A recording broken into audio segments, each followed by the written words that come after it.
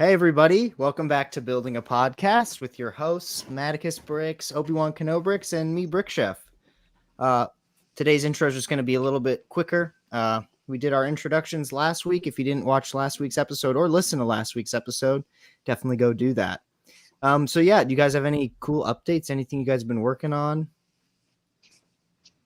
You want to go first? Go ahead. Yeah, why don't you start us out, Thomas? Oh, sure. Fine. Okay. All right. So I have something that I'm going to try to share here for those of you who are watching on the live feed. If you're listening after the fact, then you just have to imagine what this looks like. And I apologize, I'm reaching in a weird way here, but I saw this globe thing at Target. Okay. And it looks like this. It's like this little, it looks like it's glass, but it's not. It's plastic, which is good. And I already had the Lego roses, so I knew immediately what I wanted to do. If you are a fan of, or have at least even heard of Beauty and the Beast, I created this. So it's challenging to lift it up correctly here, but what for those of you listening after the fact, I've got the rose from Beauty and the Beast floating inside this jar, and of course I got ring light on it, so it's like hard to see, perfectly, but it is supported by a couple of transparent pieces here that allow it to stand up and appear as if it is suspended in midair. I also was thinking that I would suspend a pedal off the side there as if it was in the process of falling. I just need to have a separate, a second pedal to go in there. So that was my exciting thing for this week that I worked on, and I'm making a video to put that on, on how I created it. That looks really awesome. Fantastic. I mean, what an idea. I love seeing people take things that are not Lego and finding a creative way to use them in a Lego context. Awesome. Really nice stuff. Thanks. For me, I totally had every intention of maybe getting started on some sort of new mock or build to share, and I don't have that.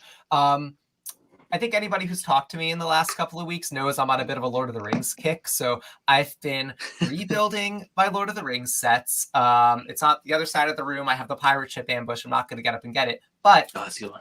I got this guy. Anybody who's not seeing this is the cave troll. The troll, yeah. I got him on Mercari, and he's my new best friend. This is a big fig. It is a very large big fig. For anybody who is into Lego big figs, this guy is like massive. I don't know. I just think it's really cool. So one more for the Lord of the Rings collection. That is awesome. So Thank you. He looks like he's quite a bit taller than like the Rock Raiders rock monster. He is. He definitely is. I don't think I have any other big figs in reach to compare, but he's actually like got probably like half an inch on the Hulk. Wow. Oh, wow. That's nuts. Yeah. It's massive. I bet his arms would look wonky on like Hulk or Thanos. I am 100% going to do that when we're done here, and I will share the video results because that sounds like a video. Yeah, that sounds like a video right there. It absolutely does. Well, yeah, I haven't really been working on anything except just normal videos. I built the Justifier, I think, like 2 days ago. I should have brought that up here. It's a cool set. Is it very justifiable? Expensive. It's very expensive. I mean, I will say it's a lot bigger than I thought it was going to be. It's very long. It's like, I'd say it's a little bit bigger than the Imperial Light Cruiser in terms of just like size. Definitely not in piece count, but in terms of size, it's probably a bit bigger than the Imperial Light Cruiser, which surprised me. Wow. But it still leaves some to be desired for its price point for sure. Yeah, that was kind of my qualm with it. I saw one built in person recently, and I got to pick it up and look at it, and it looked, impressive. Has a nice little interior. The price point is still making me say no for now, but it does look very cool in person. That's where I'm of it as well. And really my main concern is, well, not concern, just like reason I've passed on it is because I feel like it's not as recognizable of a ship, honestly. Mm-hmm. And I feel like, it had maybe like 2 or 3 minutes of screen time in that second season of Bad Batch. And so to me, I look at it and I'm like, it's like a gray triangle Cool.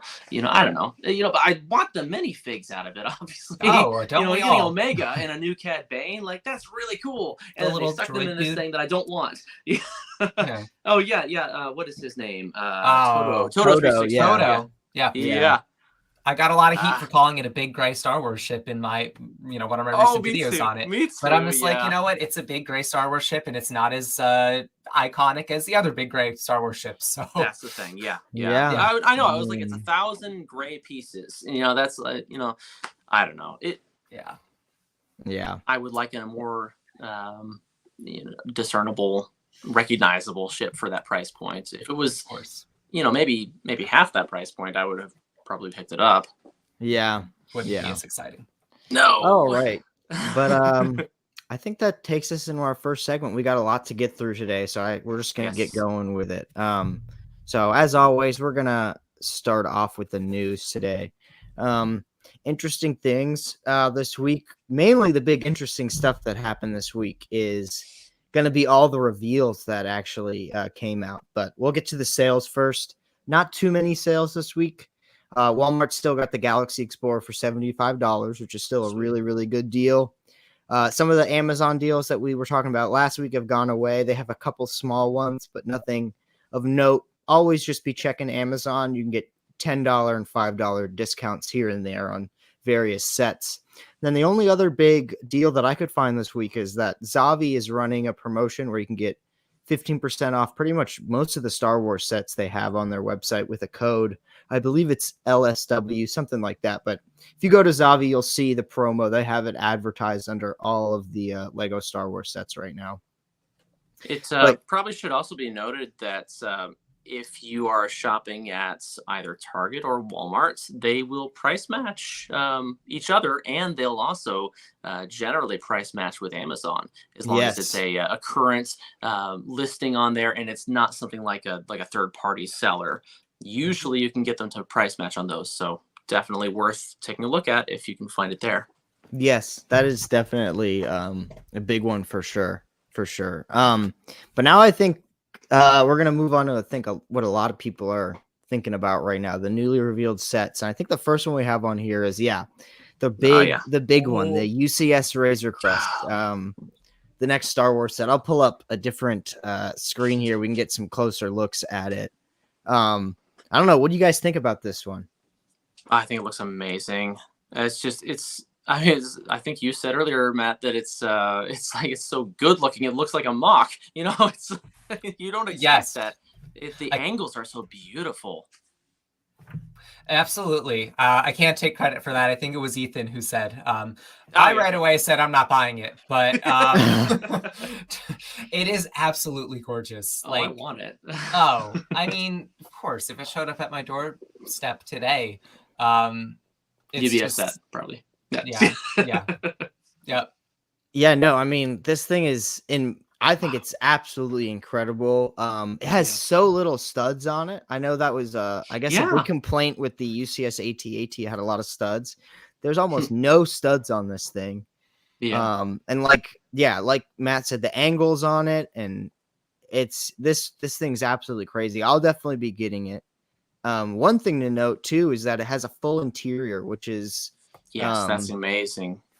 I think other than the AT-AT, I think that's the only other UCS set to have a full interior like this. It has the first floor right here, and then this would be, I guess, the bottom floor where the carbonite chamber is. So because even the $850 now Falcon doesn't even have full interior. Mm-hmm. Yeah, that's true. That's like a partial interior. Yeah, there's a couple rooms in it. The blurg is that's very nice. That's pretty cool. Very cute. Now, I don't know if it's just me, but I personally am a little nostalgic over the bigger, chunkier molded animals that they used to usually do. Even the more recent Dewback is like a molded animal, and I love that look. I don't know. The brick built one is that's cool, but if I had to choose between the Tauntaun that is a single piece or the brick built one, I'm probably choosing the single piece. I agree. Yeah, I don't know. I like this one though because it I do like definitely it's very expensive for them to make brand Right, new yeah. pieces.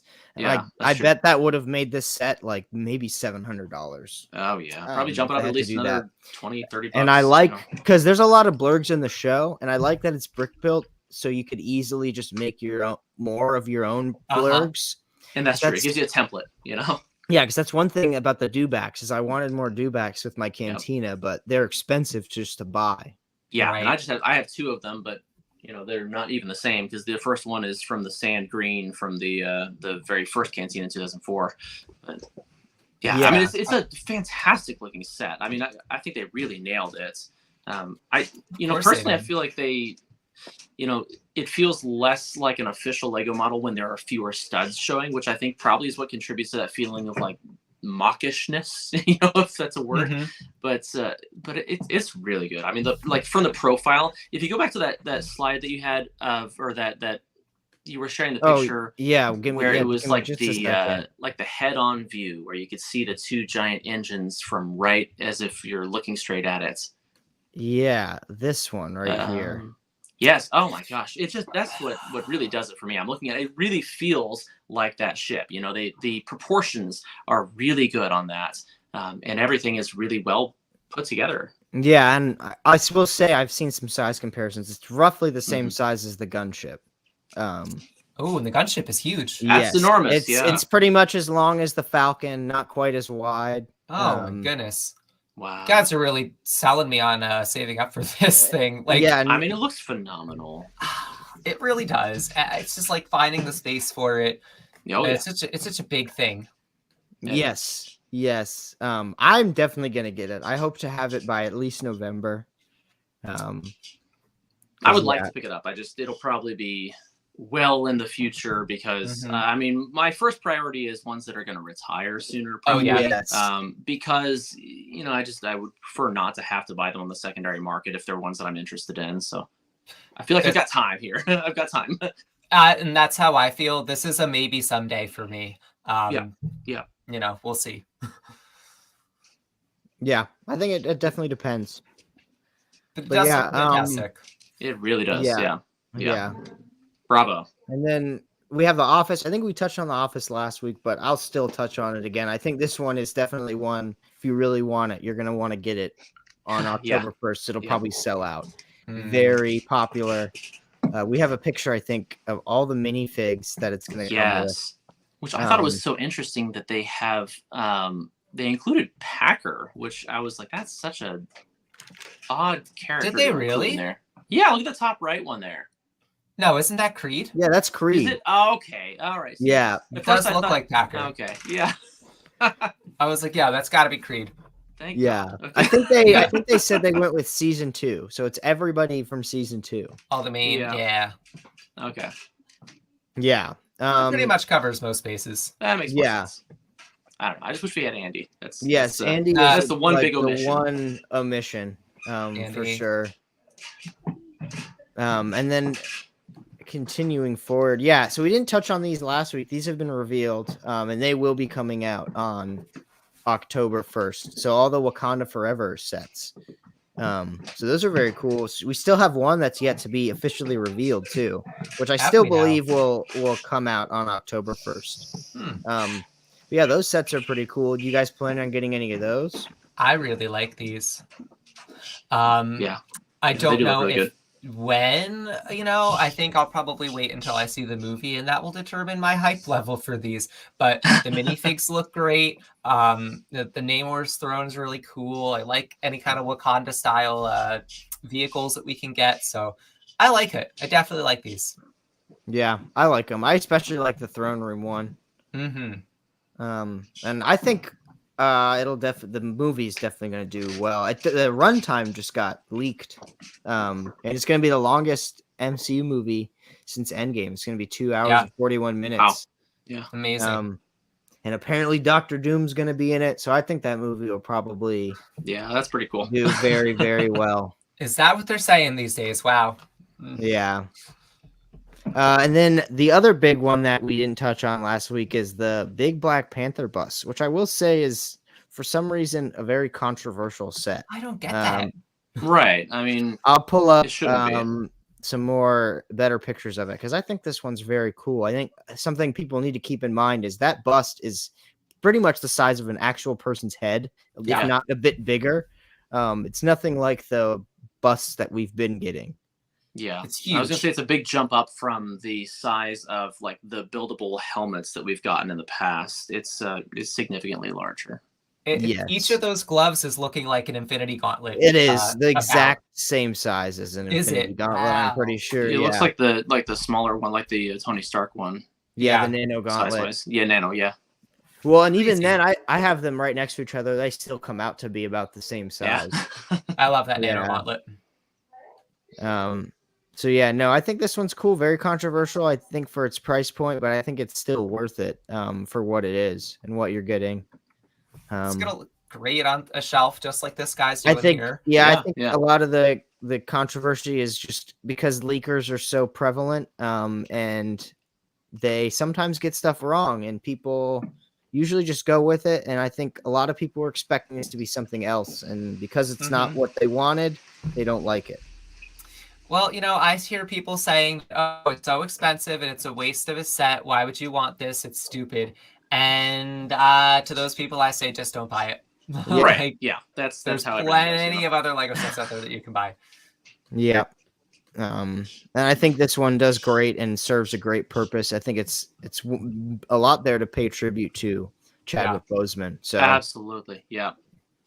Well, it was prolific. Yes. The the shape of that bust, the underside of it too. I feel like that's a really good structure to it. It feels like a real like a real bust, and it really kind of makes me think back to the UCS Darth Maul.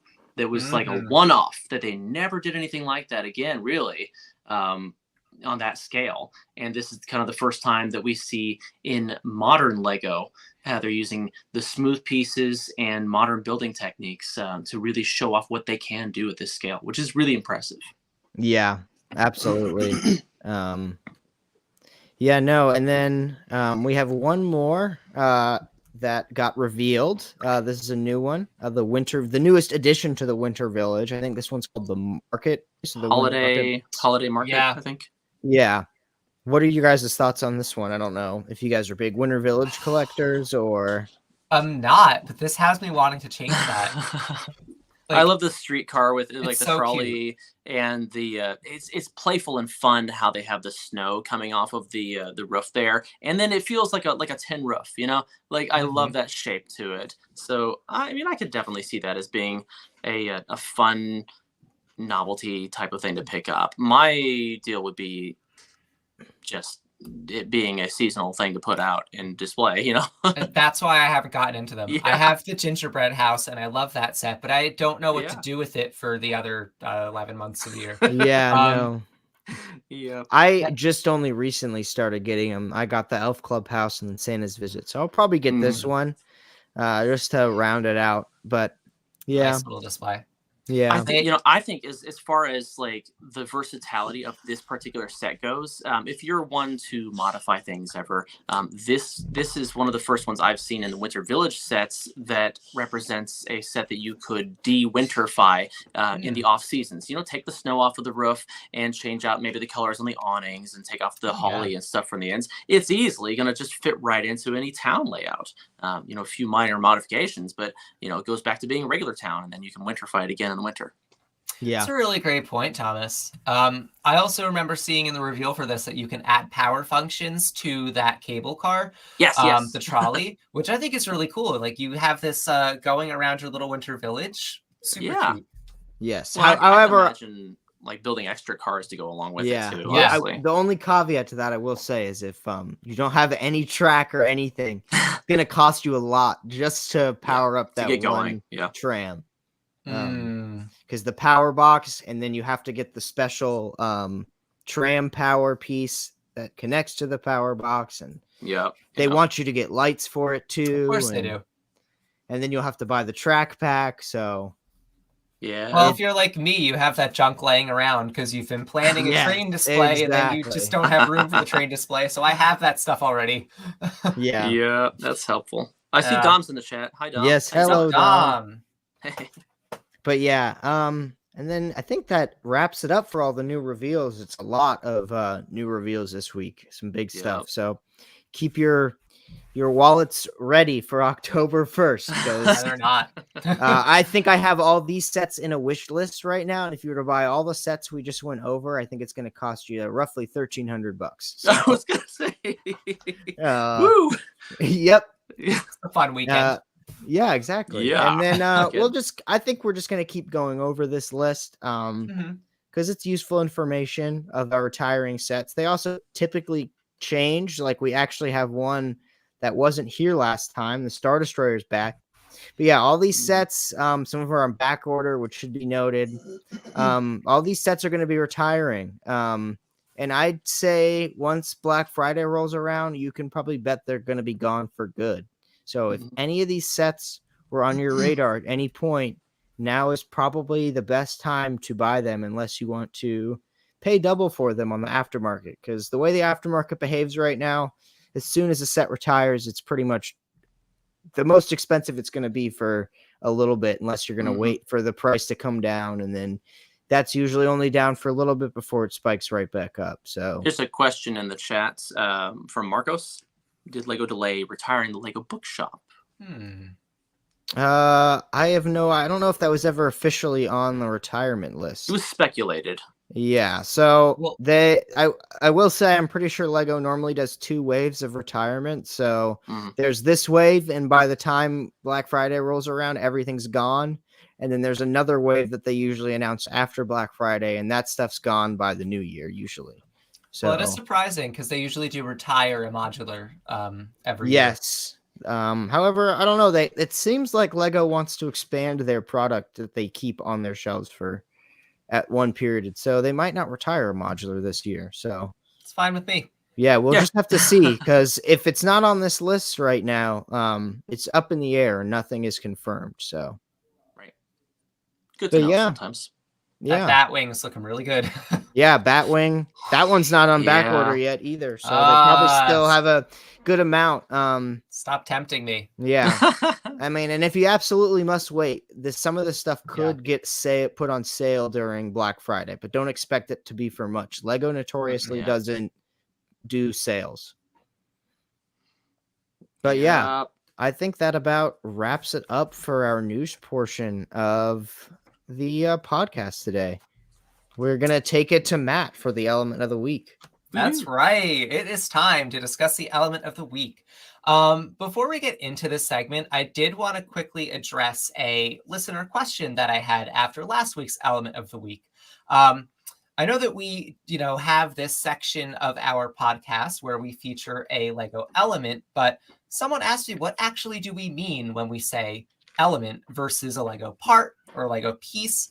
So basically what a Lego element means is it is the specific piece in any color, just generally that piece. When you add a color, it becomes a part. And this is just kind of how Lego distinguishes between elements and parts if you wanted to go in and buy individual parts on Pick-a-Brick, for example. So when we say element of the week, we're talking about a Lego piece, not any specific color in that piece, just that whole piece altogether. What do you think, guys? Does that kind of clear it up? Yeah, I definitely say so. Good way to sum it up. Now, so moving along, we will talk about this week's element, which happens to be my personal favorite Lego element. It is the 5x6 Lego plant leaves, which were first introduced in 1987. The set was number 6066, Camouflaged Outpost. It was the only set that had appeared in that year, and it was part of the Forestman's theme. Taking a little jump there. So early on, this piece was this element, I should say, was only used in castle sets, and then it started to later expand into pirates and then town and, so on and so forth through the 90s. But early on, it was a pretty limited piece. Today, it is very common. This element has appeared in 276 sets, and it has expanded to be included in 16 colors. Originally, the first color that this element came in was green, and then it was only available in green until the year 2000 when it came out in bright green, and then later on expanded into dark green and then some other variety of colors. it took a really long time for this element to go from just kind of being this sparsely used plant foliage piece to being kind of ubiquitous today, like everywhere in a wide variety of colors. I thought I had every color this came in, but then I looked and I realized I didn't. So I built this sort of wheel of the colors that I have this in. You really can see that it comes in a lot of really pretty colors. For anybody who's listening, we have green, bright green, dark green, this medium azure, dark blue, purple, dark red, dark orange, and yellow. You really get a lot of variety. You can make fall foliage. You can make nice springtime foliage. You can do some like fantasy, funky, kooky colors. They really did a lot. The reason that I am so fond of this element is because it really looks like what it represents. You can tell that it's plant leaves, but in a way you almost shouldn't. Like, it's this collection of circles and lines, and there's so much potential for how this could be used. You can connect things to these studs. They're not just regular studs, they have holes in them. So that even expands the way that you could use this element. But what's interesting is that, at least to my knowledge in the research I was doing, it has always been used as some sort of plant or foliage in each of those 276 Lego sets, except for one instance, which we're going to show on this next slide. This is I believe, a Comic-Con exclusive set. This wasn't available to the general public, but this is one of the sets from the original Captain Marvel movie. And this element is being used for the Flurkin goose, the cat, who is not a normal cat, as anybody who's seen this film will know. So what they're doing here is they're using this to create where his mouth kind of like opens up and he has all these like tentacle appendages coming out. And it's a really great use of that part, because it's like clearly not a tree or a plant, but you can connect the little fangs, you can connect the tentacles, and it really captures the look of this creature in the movie. But I just think it's a really creative part usage, and I'd love to see it used in those sort of contexts in the future. I think it's inspiring as a builder to see this, the potential that you could do with this element. So that I had to highlight as really probably my favorite usage I've seen. Okay, this next usage of the element is as a leaf, as a plant, what it was originally intended as. I literally just saw this mock today on Instagram. This is by M Bricks. It is a revamp of set 6071 Forestman's Crossing. And if you have the chance to go look this up, look this creator up on Instagram. It's really worth it. This creates another one of the original sets that use this element. Number 6071 Forestman's Crossing. Great classic Forestman set. And they're just building the set with a whole bunch of modern parts and techniques, and really just taking it into the present and making it look so beautiful, along with kind of like that set that we discussed last week, that Forest Guardian gift with purchase. The way that they're using the plant here is as to create the foliage, but they add other plant details, little leaves. They add little plant stems and vines, and just like really creates this lush, detailed, realistic looking tree. And I think it really is great. A great example of how you can take this piece and expand on it with other pieces. Yeah, it's much more dense than I think you usually see in Lego's official sets, Much more. Makes it real, much more real looking. It really does. Yeah. And so the next usage of this piece, just a small plug for myself, this is how I have used it for this Forest Guardian deer creature that I created earlier this year. And the way that I used it in this build was to create sort of like a canopy of leaves all connected by this deer's antlers. And, I used little like brown plant stems to connect them and keep them from falling apart. And I just really liked that I was able to take a bunch of these and create a canopy of them. And it just sort of gives the overall mock like a feeling of being like covered. I really like the way that I was able to add that detail.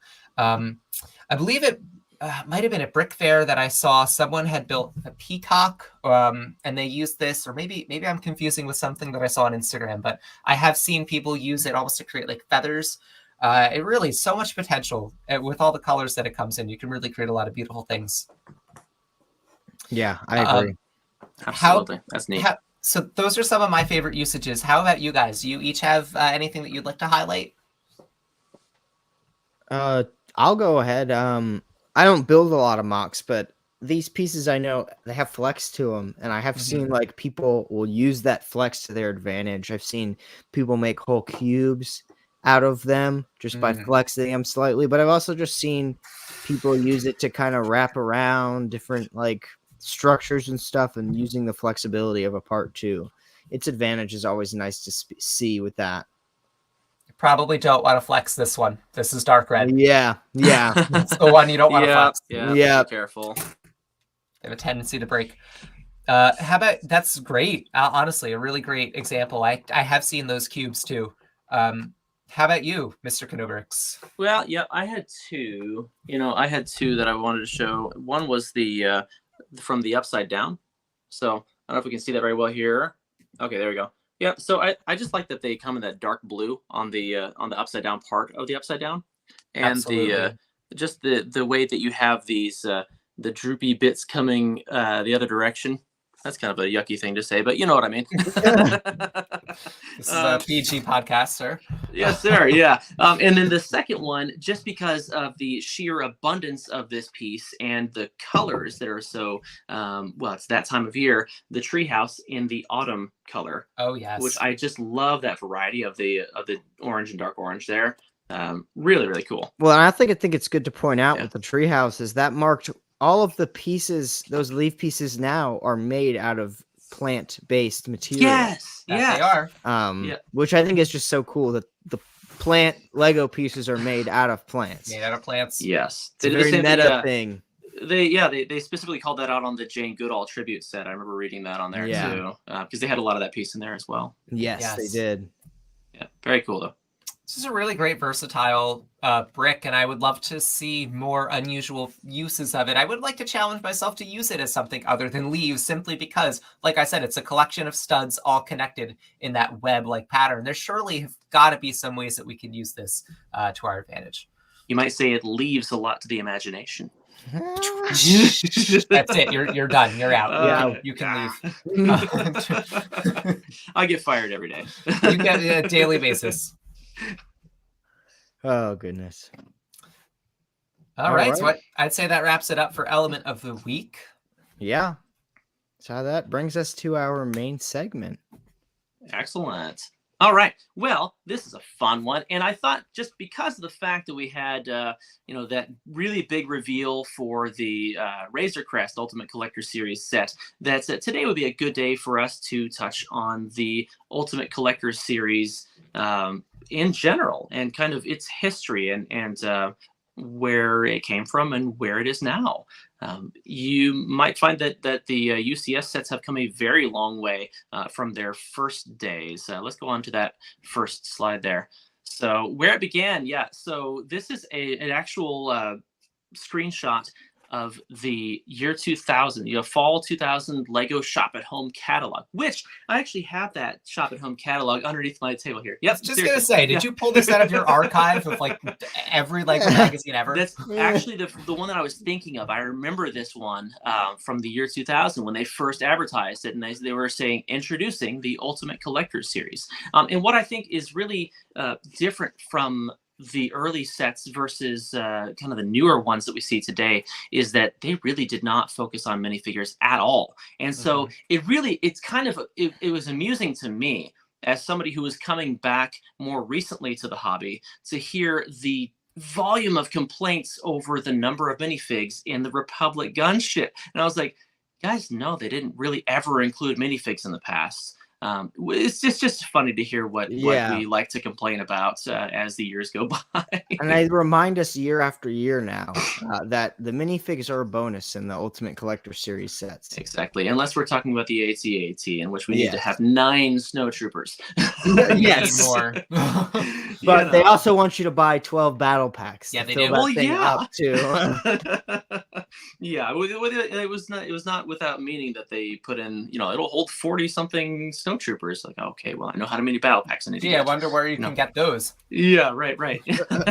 So the first 2 sets to come out were the TIE Interceptor and the Luke Skywalker's X-Wing. And so the very first one was the X-Wing Fighter. It had 1,300 pieces, and notably, it did have 1 minifigure because, purely because of the fact that this ship itself would look weird without it. It wouldn't look right if we had a vacant astromech droid slot.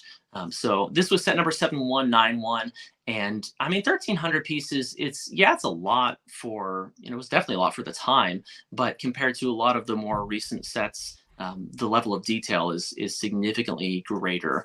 After that, we had, of course, the TIE Interceptor, and that one. I'd like to point out though, he does look very awkward.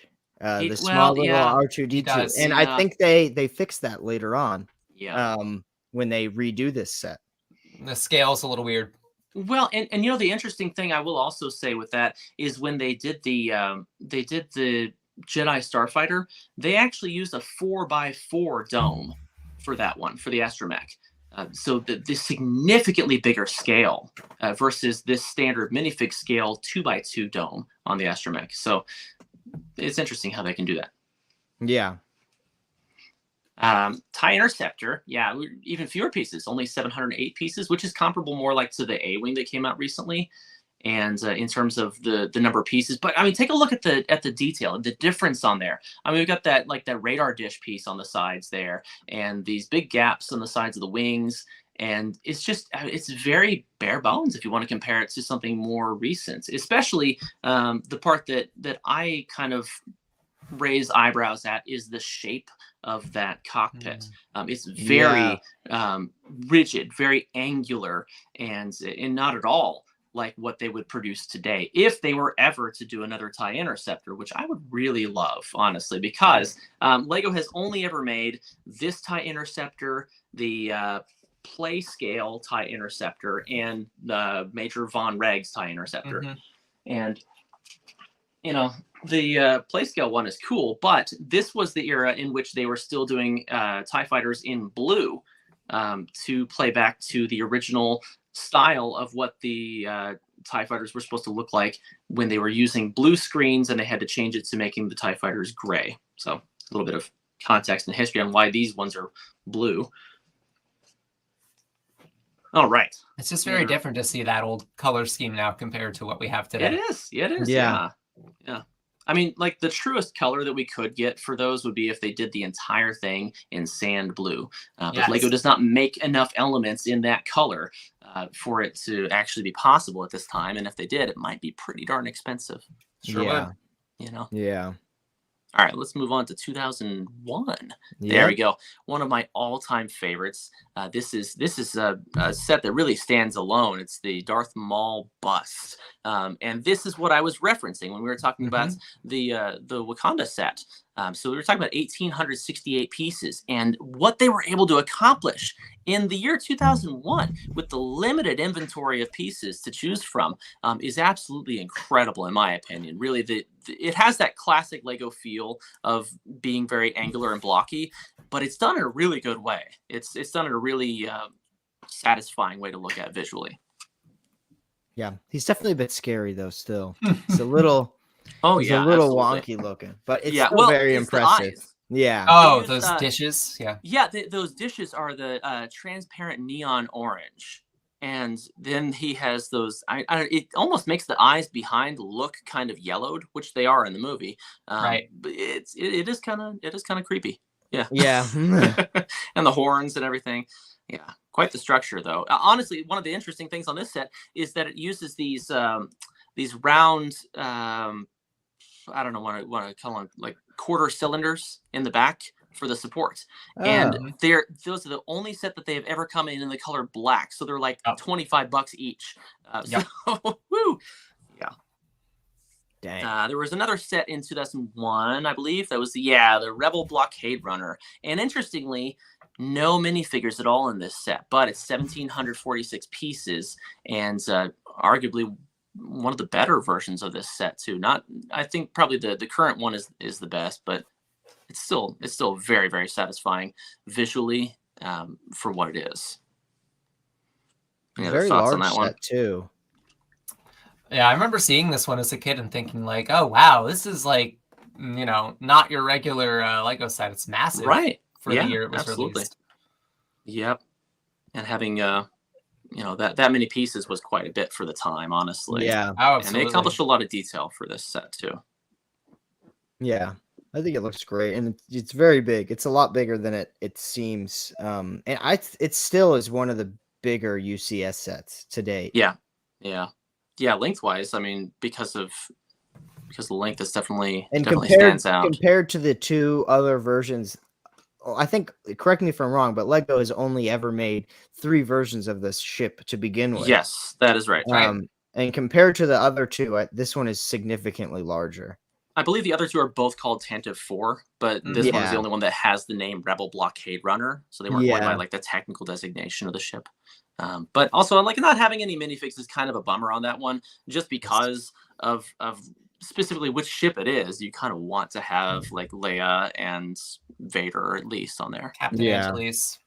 Yeah, so poor Captain Antilles. Yeah. Yes. Interestingly, also, those stanchion supports on there are not made anymore. Yeah. And they use longer height studs than the regular one single height stud. Weird thing. That's right. That's taking us back to the 90s there. Yep. You used to see those on like Blacktron sets and stuff. You know, like I have a ton of those. Yeah. Oh, exactly. Yeah. Let's see. Nothing else happened in 2001, but then we got a Yoda. Look at that. Probably anybody in the chat remembering their probably a most iconic version of this is the Swag Yoda that is been popularized by Cool Guy Dom. So it's entirely his own beast. Absolutely, well, isn't that Yoda a little bit different than this one too? Well, that was a store display. It was, yeah. It was that was not a set. And glued together. It's glued. This is similar though, very similar. Yeah. But yes, that's and you'll notice he has that thing around his neck too, which is different from the store display one. But yeah, I mean it's still pretty good for the time. The shape of the head is kind of he's interesting, much creepier than Darth Maul. I like the ears. Well, the eyes are so sunken in that it seems like, oh god, he has seen some things. Yeah, it looks like he's been beaten up a bunch. A little bit, yeah. So. Yeah, I remember never actually wanting that one growing up, but it's interesting to note too that we have something that's very similar to it now, and it's not designated as any type of Ultimate Collector Series set. It's just a normal Lego set. Right. They have the Grogu or the child. Do you have that? You're getting it down. I'm getting it down. I love this set. Okay. I absolutely love this set. This is so cool. Yeah, this I think that one things I've ever built. Looks much better than this one. Well, that's mostly owed to those smooth plates on the head too, which makes a big difference. And they're very similar in piece count too. Right? Yeah. It's just, I mean, modern pieces afford you a lot more flexibility. Look at the shape of his arms too. He still has slightly creepy eyes. Arms. Yeah, like this one just has hands kind of that are there. Yeah, they're kind of like tucked in there. His cloak covers everything else that they couldn't really like shape well. They shaped his hood. Yep. That one even has a hood. I think the other one's supposed to kind of too, but it's a lightsaber. But I love this set. Yeah. Notice that the difference. Do you want to highlight Matt there for a second? Also? Yeah. So let's take a look at that real quick and notice the difference there is that we are able to use snot techniques in the modern Lego builds. The entirety of the shape is snot. Yeah, which is that's not on top for those listening. You know, so there were not a lot of options for sideways building back in 2002 when that last version was made. This is a huge leap up. Yeah, it's great. Look, sculpting is really possible because of that. Yeah, he has studs going every direction on him. It's great. Yeah. I love this. Forwards, backwards, left and right. Inside, upside down. Yeah. Very cool. So they also would have lumped that in with sculptures, I think, today. Yeah. It's kind of a Not the subset. That's interesting too, because we just recently got a UCS set that's a droid, but they called it a UCS set, and then weird. it also falls in the category of sculpture. And if you look it up on Bricklink, you won't find it on UCS. It'll be under sculptures. Yeah, so it's very weird. Yes. Next one, we've got a very small UCS set, only 187 pieces. I mean, this is tiny by comparison to most of them. But the Naboo Starfighter, what is so iconic about it is those chrome pieces. So sought after, so hard to find, and so susceptible to scratching. What a difficult thing to keep in good shape, really. But for a collector, that is a really cool ship. It was always one of my favorite ships ever since I saw, the Phantom Menace, and it's just such a beautiful design, but really tiny by almost any other UCS standards. Mm-hmm. Yeah, a very interesting choice. I think it's cute. Yeah. Oh, it definitely is. Yeah. Yeah. It's a cool one. Baby. Yeah. That's a good one. Bam. And then the Imperial Star Destroyer. So we've got 3,006 pieces, but again, 0 minifigures, and not much in the way of an interior at all in this one either. Nope. I don't have any pics of the interior, but it's nothing. It's nothing to speak of. It's just Technic structure. Yeah. Which is a huge difference. That's something that we've come to expect in modern sets, but this is the year 2002. And so from Lego's perspective at this time, it's really just like a sculpture. It's a display piece that it doesn't have any other functionality to it. What are you asking for functionality for? This is, the most detailed version of the Star Destroyer I've ever made. So at that time it was. And it's a good looking set, but they've definitely come a long way in the more recent version of that set, which is going to be pretty cool to compare with here in a minute. The proportions on this one are just like the slightest bit off. It feels much too wide at the back, in my opinion.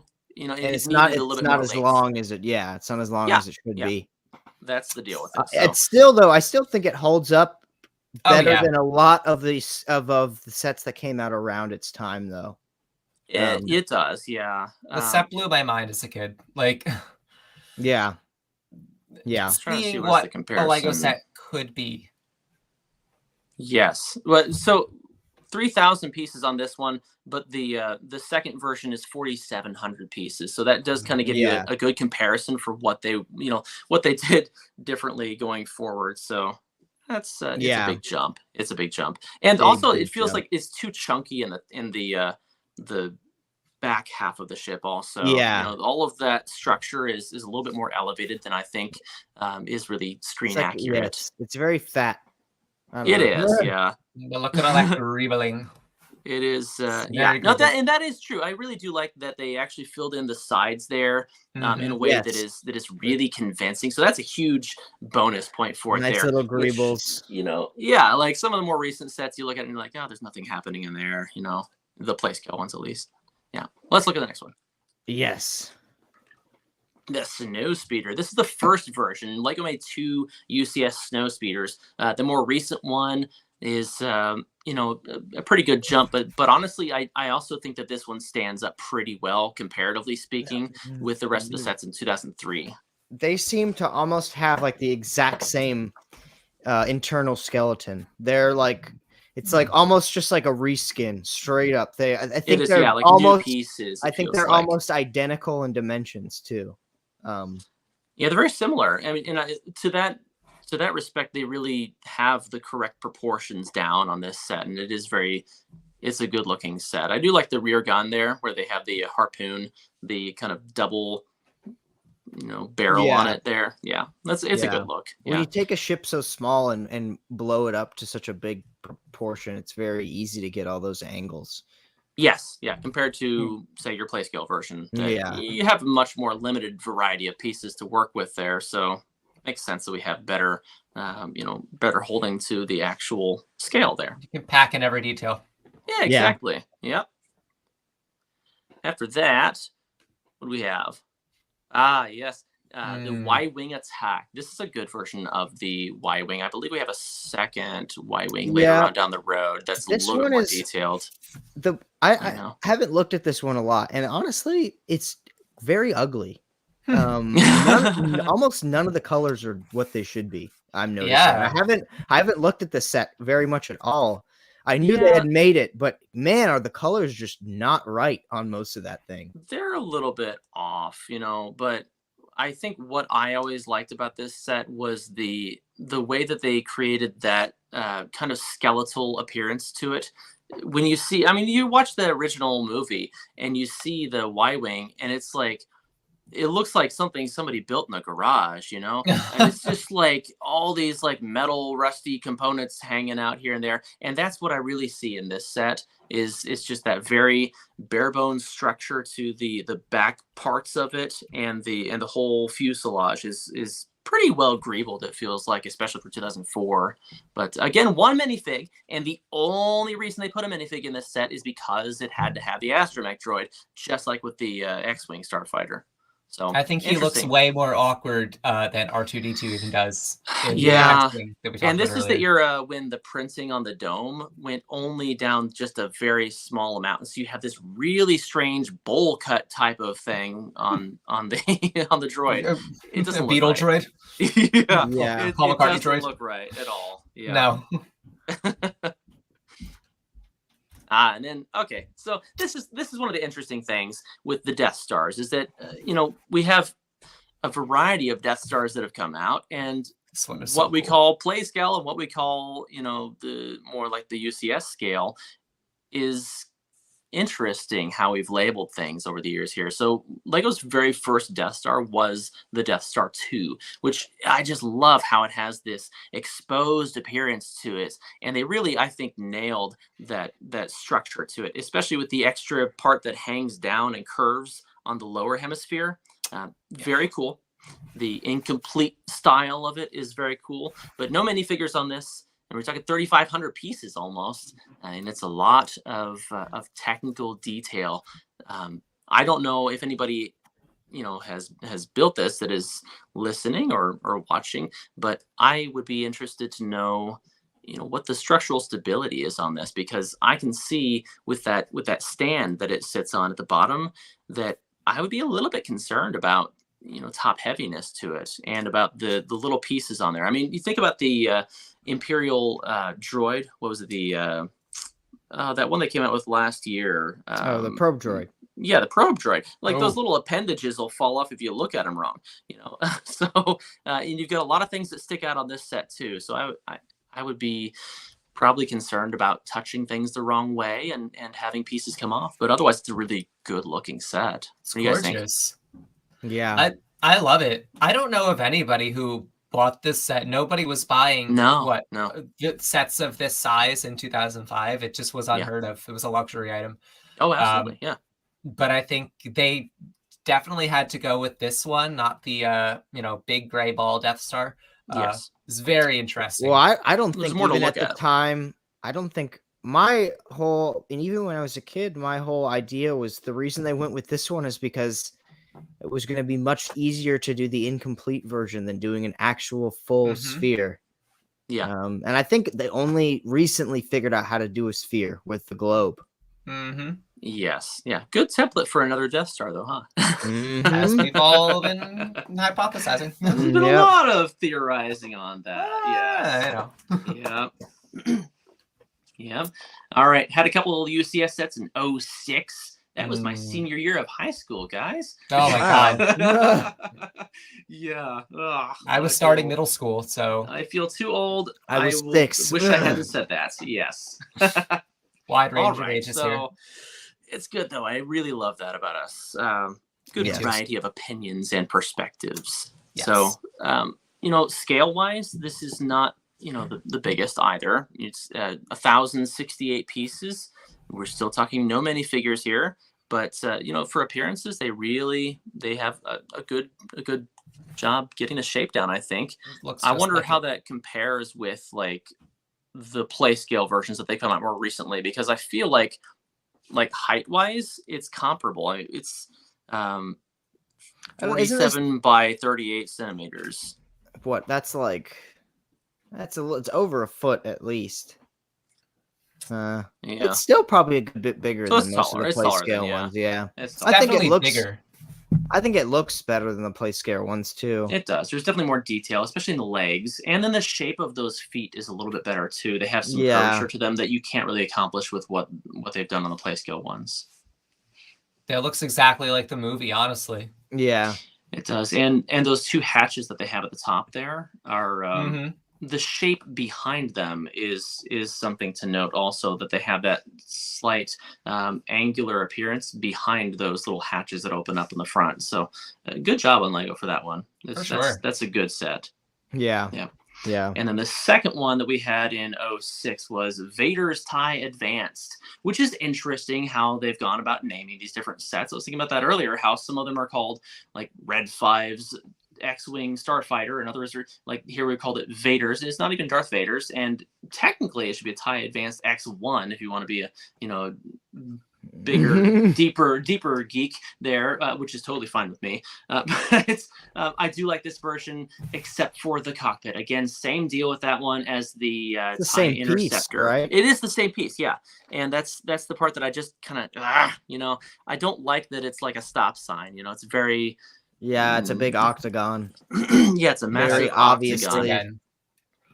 Yeah, so that's the downside with it, but I really do like the internal shape of it, where it comes out to the wings and it has that kind of slope upward on each side. Good job at accomplishing that shape to it. So it has a lot of heft.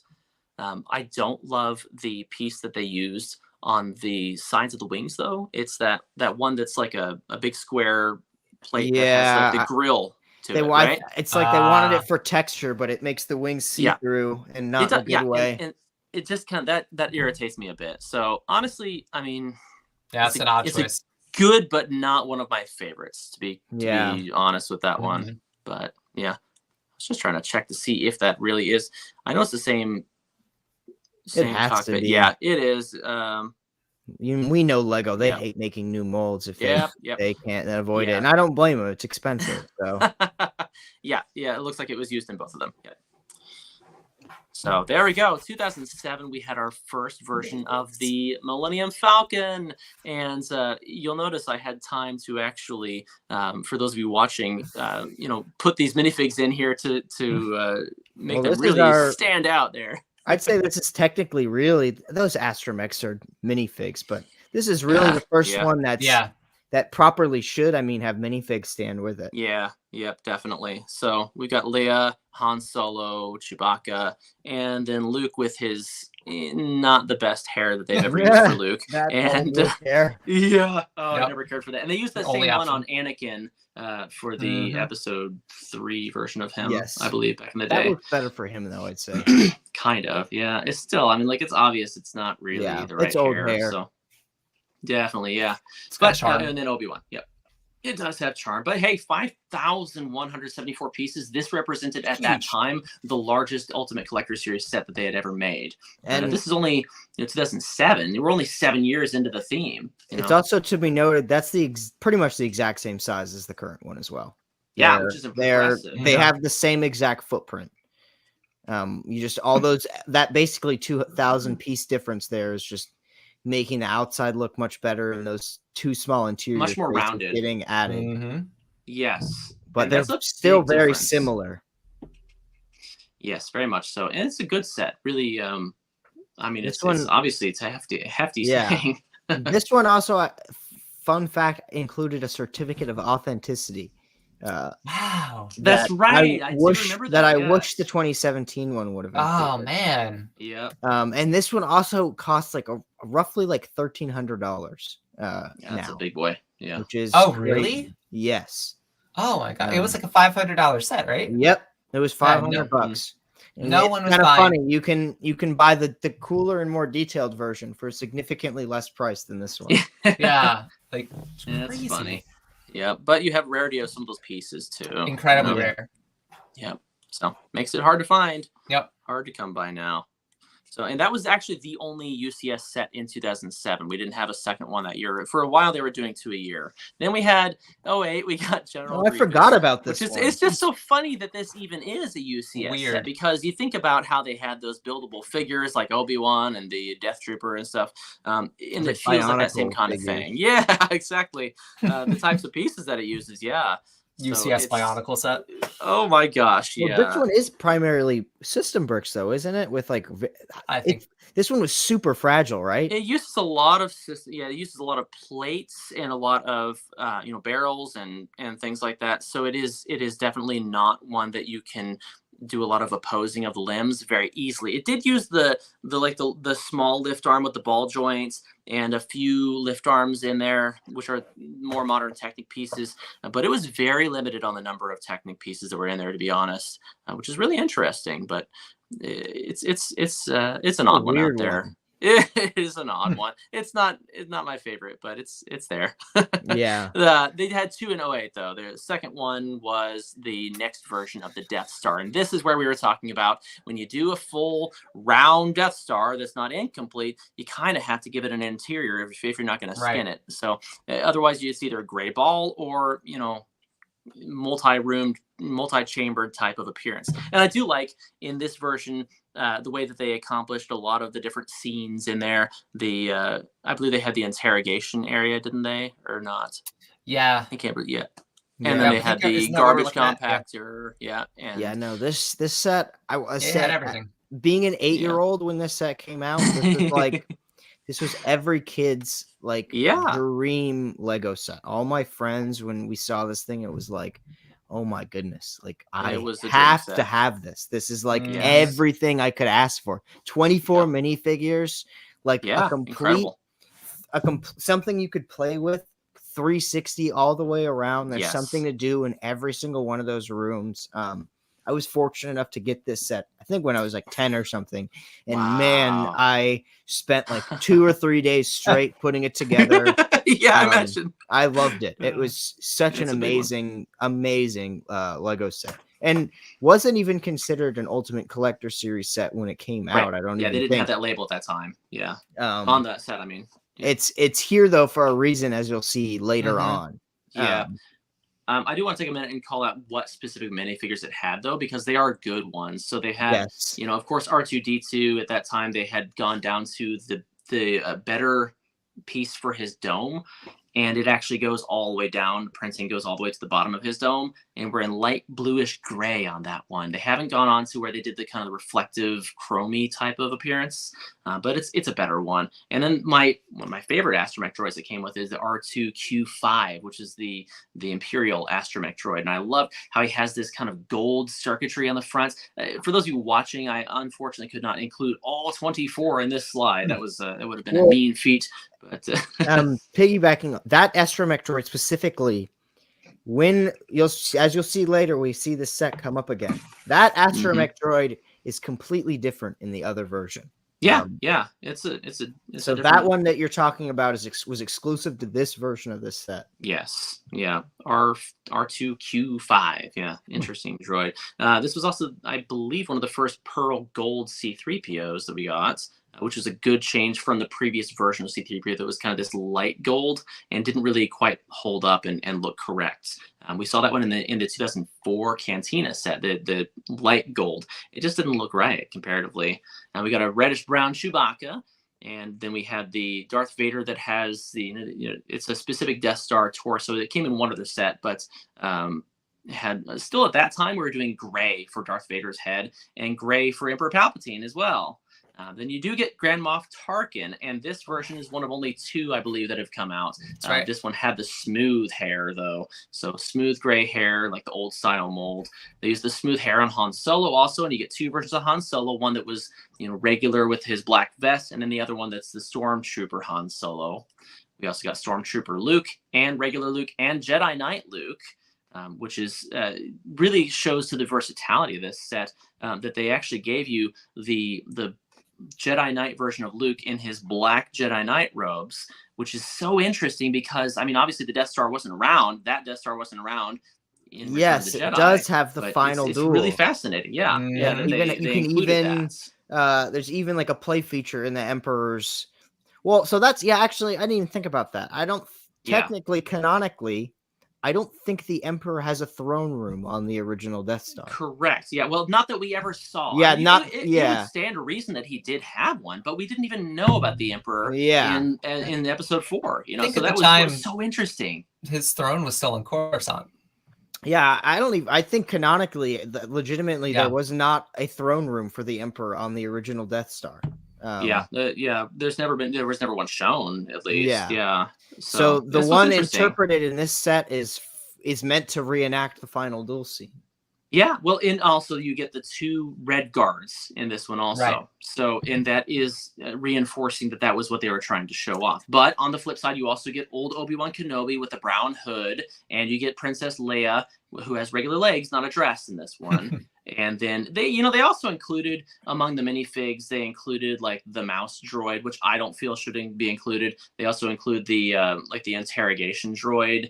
That's kind of debatable as to whether that's a minifigure. It's like a clear stick and 2 discs and a Travis brick. Yeah. But you do get the white assassin droid, which is really interesting. Mm-hmm. And then you have, I believe there was the black protocol droid, a couple of stormtroopers, and a couple of Death Star troopers who had like the black helmets. So that's I mean. Whew, what a massive assortment of minifigs, and really something that was special. Yeah, absolutely. Yeah, that's a great set. I think, just to wrap it up, they capture every single interior Death Star scene from the original trilogy. In this set, every single scene, including the singular scene we see in Return of the Jedi. So. Yep, that's true. Now, interestingly, there was nothing in the year 2009. No UCS sets in 2009. They skipped a year there, and then in 2010, they came out with 2 sets. We had the Imperial Shuttle, which is obviously the best version of the shuttle we've ever had. It is massive compared to any other version that's ever come out. Incredibly detailed and accurate. You were going to say something. I'm sorry. Thing is so expensive on the aftermarket. Yeah, very much so. Everybody wants this one.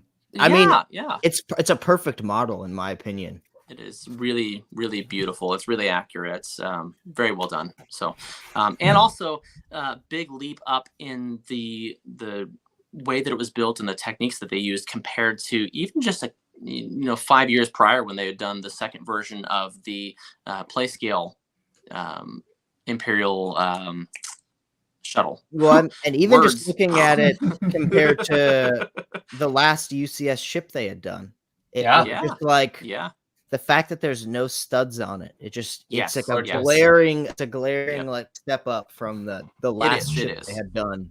It is, yeah. Well, and the big problem that existed with the original Playscale version of the Imperial Shuttle and the re-release of it that had a couple of small changes is that the top fin, that dorsal fin, you could just toss it to the side and it'll fall right off because it was only attached with system bricks. This one was the first one where they used those Technic pieces, the lift arms, to create the internal structure of the back part of that dorsal fin, which actually makes it incredibly sturdy and resilient. So great job with that, and they've used that same type of technique in every version since then. The next 2 versions, the Tidarium and the current one that came out recently. So yeah, it's a great set. And then we also had the one that I mentioned before, the 2010 Obi-Wan's Jedi Starfighter. Again, interesting naming convention that it's Obi-Wan's Jedi Starfighter. It's not Jedi Starfighter or Obi-Wan Kenobi's Jedi Starfighter. No minifigures in this one, like we talked about before. I really do like the windscreen piece that they used. But then also take a look at that astromech droid, the dome. It's 4 studs wide. Look at that thing. It's incredible. So really, really neat set. Probably the coolest version of this set and most accurate to the overall shape of the Starfighter. What do you guys think? Yeah. I like it. Yeah, I like how you highlighted that astromech specifically. Oh, yeah. Like they got the scale right finally. You want to take a guess on how expensive that astromech dome cost? Like, isn't it like 50, 60 bucks? Yeah, between like 60 and 80 bucks. Wow. Is like a good used price on that thing. It's unbelievable. Well, and it has that kind of chromy appearance to it, and that dark red. really cool. Really nice. Yeah, and one of the only non-original trilogy based UCS sets too. Yeah. Yeah, one of the few. Yep. Yeah. Yeah, very cool. And not that many stickers. The new Jedi Starfighter has 15 stickers on it. This one has like 1, 2, 3, 4, 5, 6, maybe like fewer than 10, not even counting that sticker that goes on the informational plaque. Yeah. Anyway, whoo, what a big one. 3,124 pieces for the 2011 Super Star Destroyer, which is interesting that it's actually not more pieces than that, because the thing is humongous. It's really long when you look at it on the shelf, if you've seen it in comparison to other ones. But honestly, I feel like it would have had more pieces than that. But yeah, just 3,000 pieces and 5 minifigures in it. So that's a pretty cool ship. I don't ever see myself getting that one, just because first off, it's incredibly prohibitive cost wise. I mean, you're talking like $1,000 or so on the aftermarket, and that's if you're getting it used. I mean, probably like 1,500 new in box, and it's just something I don't think I'd ever have the space for. But big important detail on this one is just the incredibly beautiful greebling all on the top of that. That is really nice. Yes, and I think there's like a small interior space in there there is a little bit, yes, to recreate that bounty hunter scene. Yes, bounty hunters. We don't need those scum. Yes, sir. No disintegrations. Yeah, I would absolutely get that set. Absolutely would get that one if they re-released it. Oh, yes.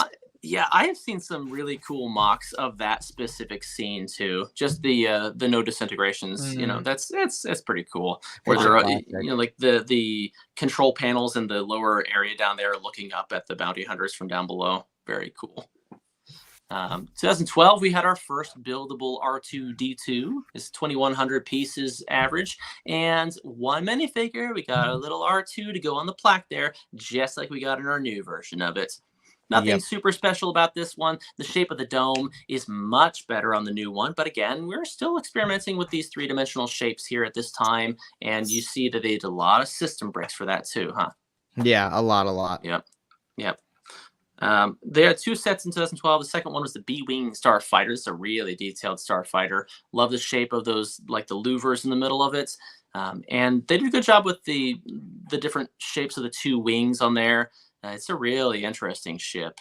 Just quite a challenge if you don't have something specific to use to display it with too. But I really appreciate the way that they had it tilted at an angle, which is it just makes it very visually appealing for a display.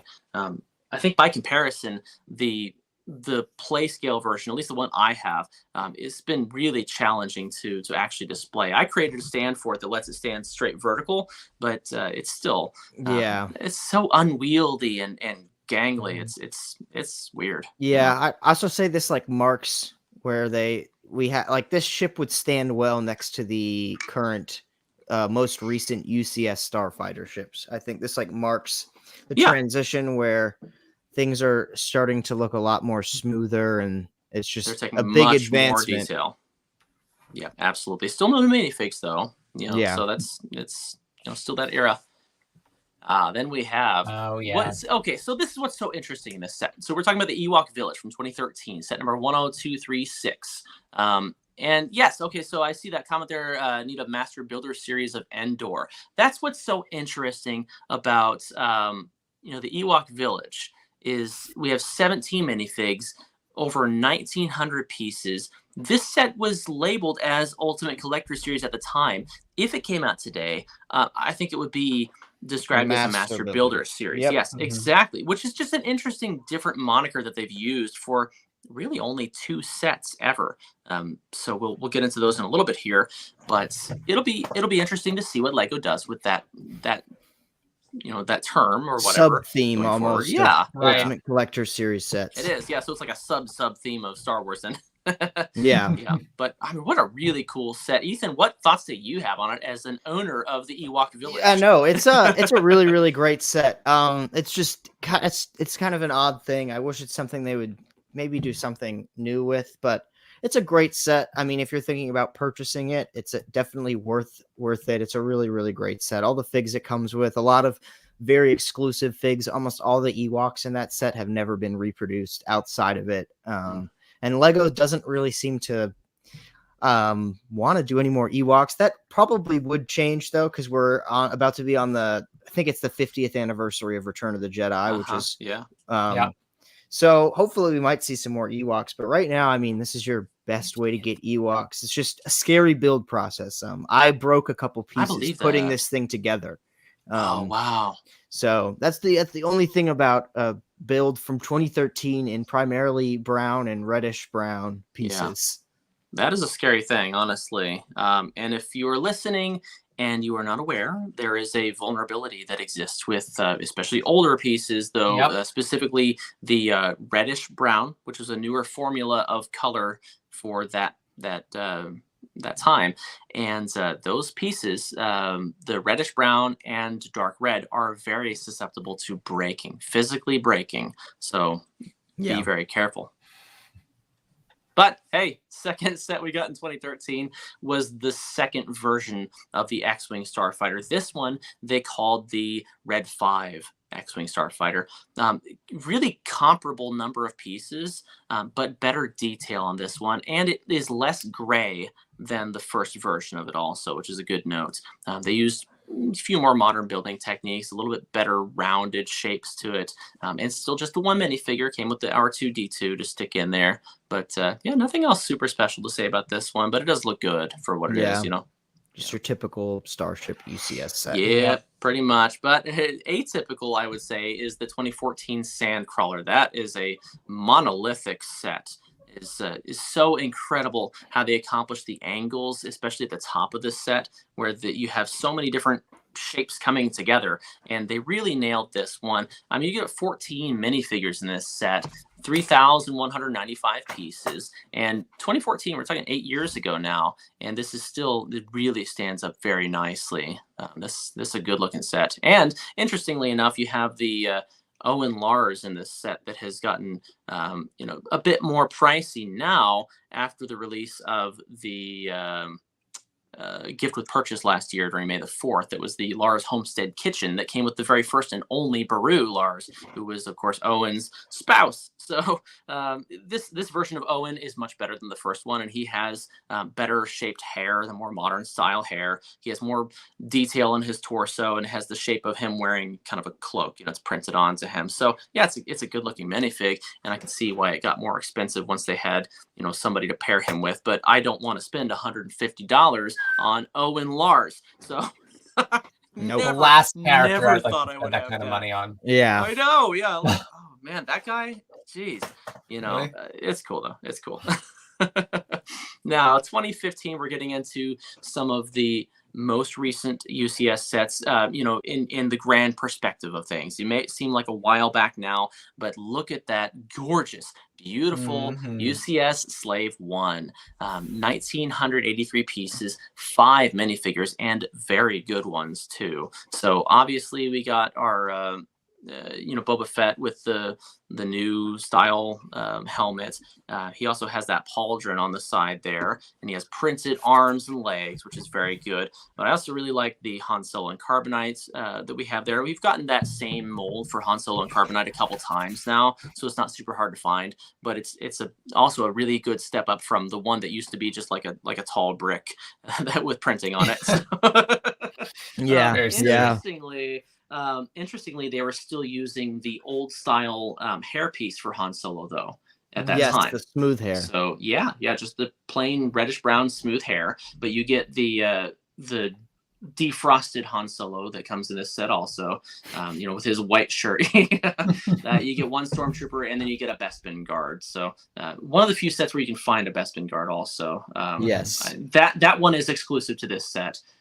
But there are a couple sets where you can get a Bespin guard. I have one that came with this little cloud car accessory, like it's like a book, basically, like a build your own adventure. And I got it on sale at Michael's for like less than $10. So kind of a cool little thing there. But Oh, yeah. So there we go. 2015, we also got the next version of our TIE Fighter. Actually, this is the first UCS version of a TIE Fighter, like just a straight up plain model. And notice here how they've taken a lot of time to detail the shape of that round ball deal. And we have foregone that irritating stop sign piece there. Yes, that was thank kind of a goodness. thorn in the side on the last two TIE Fighters that they put out, the Darth Vader one and the TIE Interceptor. So I don't really care for the fact that it's actually just like this plate piece and there's nothing, I don't think there's anything behind it if I'm There's a small correctly. Is there? Okay, I was thinking it wasn't, but yeah, it's still, the angular shape of it is a little bit off-putting to me. All the ridges and steps that it feels like with those slope pieces, because if you can't really see from this picture from how far off it is, but those slopes that they use, they have a lip to them, so it's not a perfect angle. It's like up and then step and then up and then step, and so it's not a perfect recreation. In my opinion, the Rogue One version of the TIE Fighter, or sorry, not Rogue One, but the Solo. Yeah, the best version of the TIE Fighter I've ever seen. Absolutely. But that's my opinion. I like this one. I'm a fan of it. It's a cool one for sure. I mean, I like the overall size and the scale of it. I'm just not 100% sure about the shape of that. Yeah, I definitely prefer it to the octagon look that they had done. Yeah, that's a big step up for sure. And then you do get a minifig with that one too. It's important to call out, this is probably the turning point for UCS sets including minifigures, I would say, because they did not have any reason that they needed to include that Imperial TIE Fighter pilot, but they did. And they put him on the little spot next to the plaque there, just like they did with the R2-D2, right? So that's an interesting little detail that has come about in those. But then I want to move on now to one that has gotten an enormous amount of hate, the Ultimate Collector Series Assault on Hoth. This one is reviled in the community. It's just not, there's a lot of not love on this. There's a lot going on here. It's true. I think probably one of the things that is irritating about it is that it's so modular feeling. Like all the pieces are disjointed. They don't go together, per se. And really, I feel like for something like this, for a Hoth base, in the past we would have gotten a big base plate to build the thing on, and here it's just a bunch of pieces that are kind of separate from one another. And I actually built that Hoth gate, the Echo Base gate, just using the instructions off of Lego's website, because I liked that piece and I used it for my own little Hoth scene up above there. But everything else I kind of could take or leave, honestly. What do you guys think? Yeah, no. I wish I got this set. I think the reason I didn't get it at the time was because it wasn't what I was expecting and it wasn't what I would have wanted. But honestly, you get everything you need from Hoth in this set. As a UCS set, you're supposed to have something that you can take out of the box and it's a model to go on the shelf. And this is 100% not that. Yeah. This is like a great starting point if you want to like maybe do your own Hoth thing. Highlight this comment. Yes, that is a funny battle pack. Yes, it's 100% the ultimate battle pack. There's a lot that you could have done with this. Well, and interestingly too, you'll notice this is the last one until we finish. That's going to be a playset. And I think maybe all the hate that the set got is what probably maybe inspired the Master Builder series name to come about. Now, there actually are a couple of really cool minifigs in that set. Like, I don't know if anybody is really familiar with that set, but it does include an astromech droid that has the orange printing on it. It's R3A2, and he has this like transparent black dome. Really, really cool, because I feel like you see that once or twice in the original series or the original movies, and they didn't ever make anything like that out of Lego except for like this one is one of the few that I've ever, I think maybe the only one that has that type of dome. So that's kind of a cool thing. But I mean, really, for the rest of it, it's most of it is just a ton of rebels and a couple of snow troopers and Han Solo and a couple of I think you get a couple of Snowspeeder pilots. So, Yeah. But now, this was the last time that we would have gotten a Wampa and a Tauntaun, I believe. yeah, that's right. Which Yeah. are great, you know? So there's something to be said for that. That is very true. Yeah. So second UCS set in that year was the last version of the Death Star that we've had. Yeah. So that was 2016. Yeah. A re-release of that one, and pretty much everything is the same. I think between that and this one, they had changed the type of cannon piece that they use at one point. So that structure is slightly different. And the main noticeable difference with this one is the minifigs. A lot of them are updated prints. Some are straight up different now. That astromech droid is now a blue astromech droid. Yeah. R3M3. The Death Star people now are not all for, I think, the same. Now 2 of them have like helmets, and the other 2 have like a new type of helmet. And so before you had 2 that had the we lost him. Bucket sorry, I disappeared there for a second. Welcome back. Here I am. That had the bucket helmet, and then you had 2 that were stormtroopers, but this one had the new mold for that helmet, right? And then you've got the Darth Vader Type 2 helmet in that also, which is a 2-piece helmet, which is very cool, and the spongy cape. So also you get the Chewbacca that has the printing on the fur versus the original one that was just reddish brown. And this is actually like dark brown and dark tan. So, good updates there. We also have the Emperor Palpatine has his more pallid and accurate skin color, as well as Grand Moff Tarkin, the next version that has better hair. I wouldn't say better, but more accurate hair. Yeah. So just an overall really nice Tarkin figure. Yeah. It is. Yeah, it is. Can't get anywhere else. But they did the same thing with Luke Skywalker, giving us both the farm boy and the stormtrooper Luke Skywalker and the Jedi Luke Skywalker in this set. So they were trying to accomplish the same thing as the original one there. So yeah, it's interesting. A lot of good improvements on those minifigs, but otherwise very similar in the build. And this time also labeled as a UCS set. Yeah, exactly. Yep. So after that, we got a couple in 2017, the new version of the Snowspeeder. I do think that this one, you're right about the size and the shape of it, but I do think that it's a little bit better updated in terms of the pieces. Also, I believe the cockpit is a new piece there too, that only comes in that set. 2 minifigs on that one, so you had the pilot and the co-pilot, but no astromech because they don't fit into the Snowspeeders. Yeah. And then after that, the next best set in 2017 and longest standing UCS probably at this time is the Millennium Falcon with 7,513 pieces and 8 minifigs, representing a really enormous leap in both the quality and the style of UCS sets. So the interesting thing also with this set is not only that they have improved on the shapes of everything, but also that they give you the option to switch between the round radar dish or the rectangular one, depending on which era of the ship you're representing. And to help you with that effort, they give you both the original trilogy figures as well as sequel trilogy figures. So you get BB-8 and Finn, and I believe you get Rey with that set also, right? Yes, yeah. Yeah, so right. It's widely considered by a lot of the Lego Star Wars community to be the ultimate Lego Star Wars set. The best. And I mean, it's hard to argue with it. It's one of the most iconic ships from the entire franchise. Yeah. The model is absolutely amazing. It's eye-catching. Anybody that's a fan of Star Wars sees it and they're like, "Oh my goodness." Yeah, that's it. That's what kind of defines Star Wars for a lot of people. It's that iconic. It is the ship that you think of. So yeah, it's and they executed it really well. So it's a good set. One for the record books. Yes.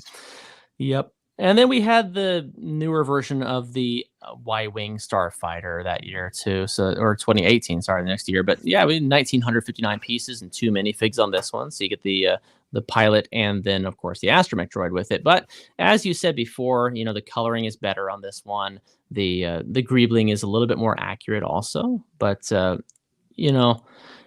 I think by itself the other set stands okay. But then when you compare it with this one, it's like, obviously there's a good reason this one is the way it is. Yeah.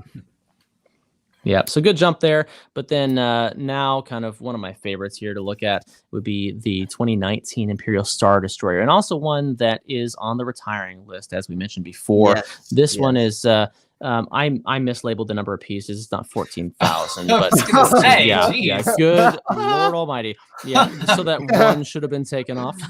Now, that would be a really insane build, right? But yeah, Yeah, 4,776 pieces. But only 2 minifigs on this, so And that's this one also, I guess, kind of starts the trend of that Lego seems to want to continue to produce a very massive Lego set every year. Absolutely.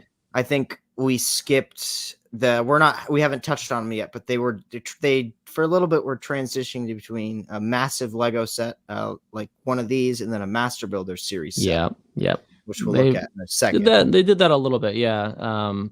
And now they've kind of upturned that idea. They've just broken it, yes.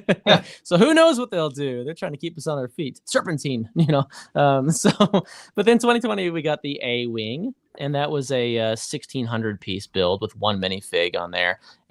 So a lot of people like that one. It was never really at the top of my list. It's I believe retired now, so SOL if you didn't get it, but yeah. But I mean, it looks good. It's a good shape, good and really smooth. Yeah, hard shapes to achieve, and they still been done. The way those the modules on the side are kind of added on and layers to achieve that pointed look. It's a good looking ship, honestly. Yeah, it just wasn't really on the top of my list. I do like the minifig though, the A-Wing pilot. And then you have the 2021 R2-D2. So this is a really excellent update to that R2-D2 from the previous version in 2012. It's a lot of years of progress in between. But I think that Matt would probably speak to the fragility of that set in particular. I mean, when they advertised that set, they showed all the different features and how the lightsaber pops out of the top and how the foot comes down and the little things pop out. It's a bummer. It's not great. Yeah. But you do get that nice little plate for the 50 years of Lucasfilm, so that's kind of cool nice. on it. Yeah. I'm sure that piece will be worth a lot. Yeah, I imagine. And also another good detail in there is not only the shapes that they used and a lot smoother pieces, but also like the coloring of those little hoses at the bottom of his feet too. Those are more like the gold color. It's more accurate. Yeah, it's probably my favorite little detail. Yeah. All right, let's move on. Then we got the Republic gunship. All right, so this is what I was talking about before. We got, 2 minifigures, and a lot of people unhappy about that because they expected to get Commander Cody and a buttload of, clone troopers. So we did not get that. But I like the minifigs we got. We got Windu and it was a miracle that we got the set period.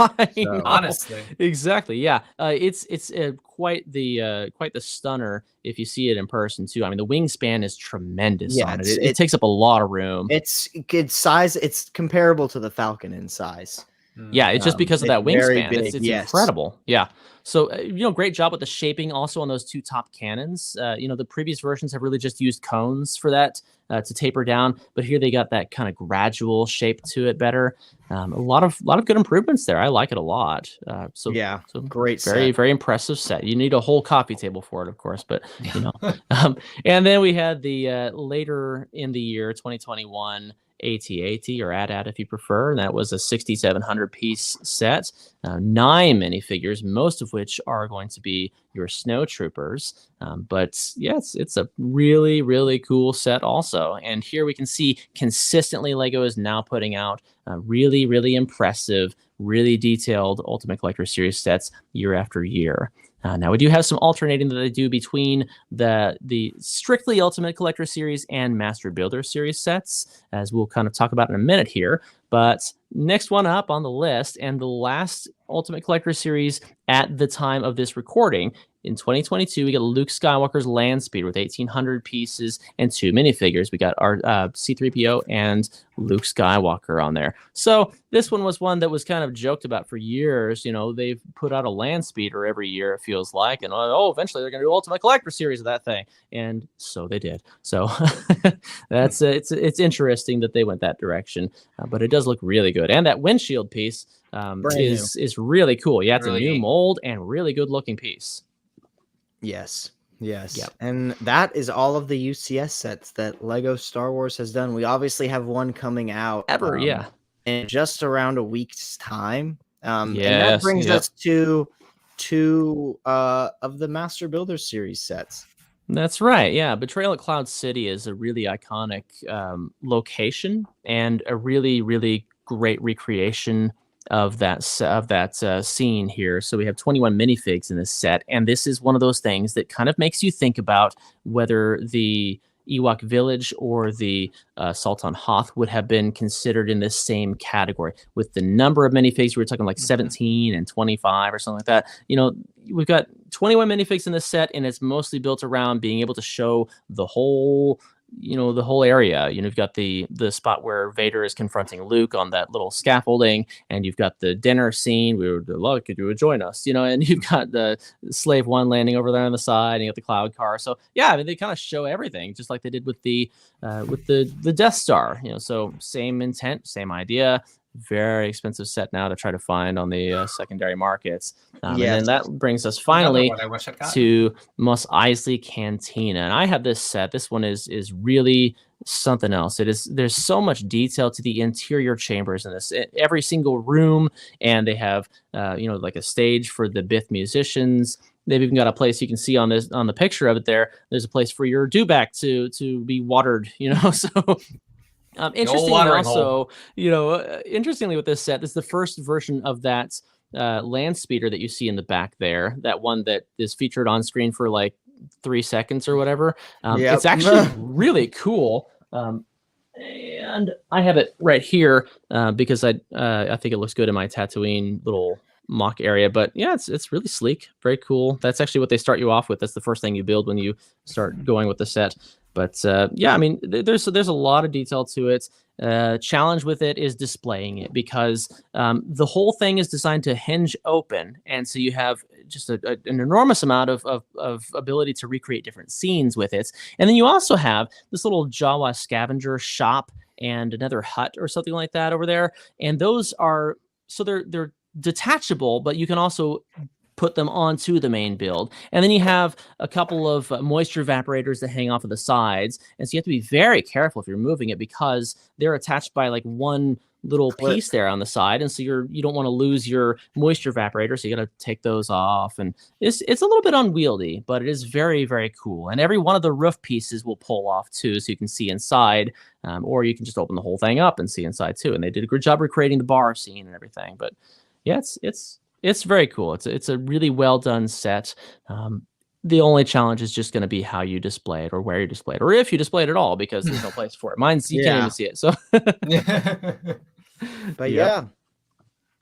So I think that's what we've got. Yeah, that's gonna wrap up our show for this week. Thank you to everybody that tuned in today. We had quite a lot of viewers. Be sure to go ahead and give it a listen on Spotify and Apple once it comes out. And we will be back with you guys next week for another episode full of some awesome fun. And we may even have a special guest next time. Yeah. We just might. That's right. Well, thanks everybody again. Yeah, thank you everybody. Thank you so much for watching. See you guys. Bye.